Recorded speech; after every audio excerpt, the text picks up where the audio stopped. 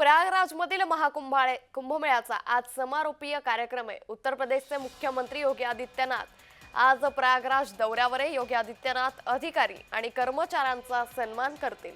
महाकुंभमेळ्याची सुरुवात 13 जानेवारीला झाली होती। काल महाशिवरात्रीला शेवटचं अमृत स्नान हे पार पडलं आणि त्यानंतर आज या प्रयागराजमधील महाकुंभमेळ्याचा समारोपीय दिवस आहे। त्यामुळे आज हा महाकुंभमेळा संपतोय आणि त्यामुळे आज उत्तर प्रदेशचे मुख्यमंत्री योगी आदित्यनाथ हे प्रयागराजच्या दौऱ्यावर आहे। आज ते प्रयागराजमधील या महाकुंभमेळ्याला दाखल होतील।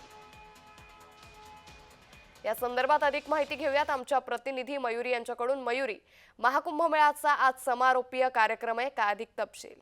नक्कीच प्रयागराजमध्ये 45 दिवस चालणाऱ्या महाकुंभमेळ्याची आज समारोप औपचारिक घोषणा होणार आहे।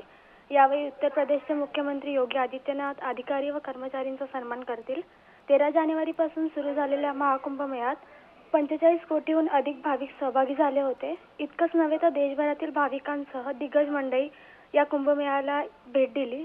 त्याचबरोबर मंत्र्यांची देखील इथे हजेरी लावण्यात आली होती। सुरक्षेच्या दृष्टीने उत्तर प्रदेश सरकार आणि पोलीस प्रशासनाने उल्लेखनीय कामगिरी बजावली।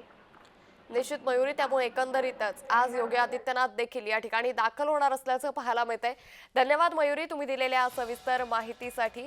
तर महाकुंभमेळ्याचा आज समारोपीय दिवस आहे, त्यामुळे योगी आदित्यनाथ देखील आज प्रयागराज दौऱ्यावर असल्याचं पाहायला मिळतंय। काल महाशिवरात्रीच्या पार्श्वभूमीवर प्रयागराजमधील महाकुंभमेळ्याचा शेवटचं अमृत स्नान हे देखील पार पडलंय।